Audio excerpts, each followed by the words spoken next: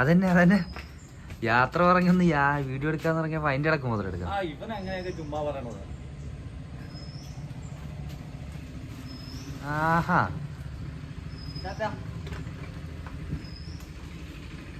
ഗായ് അതിന്റെ ഇടക്കൊരു മുതലെടുപ്പ്.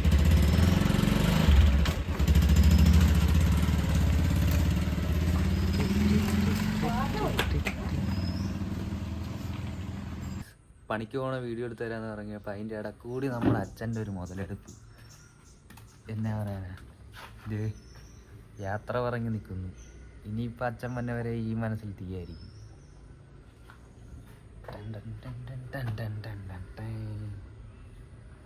അച്ഛൻ്റെ യാത്ര കുറിച്ചില്ല നമുക്ക് എന്താ തോന്നണം? കൂടുതൽ എന്താ പറയാനിരിക്കണം, ഇതാണ് സ്നേഹബന്ധം. ചിഞ്ചുവും മഞ്ചും കുഞ്ചുവിൻ്റെ ഒക്കെ കൂടെ ഇതൊക്കെ കണ്ടുപിടിക്കുക. അത് ശരി. അപ്പോൾ എനിക്ക് വേറെ പണിയുണ്ട്. അച്ഛൻ്റെ യാത്ര അച്ഛൻ്റെ അഭിപ്രായം ചോദിക്കാൻ അമ്മടി ഞാൻ പോയതാ. പക്ഷെ വെറുതെ രാവിലെ എൻ്റെ അമ്മ എനിക്കിട്ടൊരു ഡോസ് തന്നു. എൻ്റെ ഭാഗത്തൊന്നും തെറ്റുണ്ട്, ഒരു കാര്യമില്ലായിരുന്നു.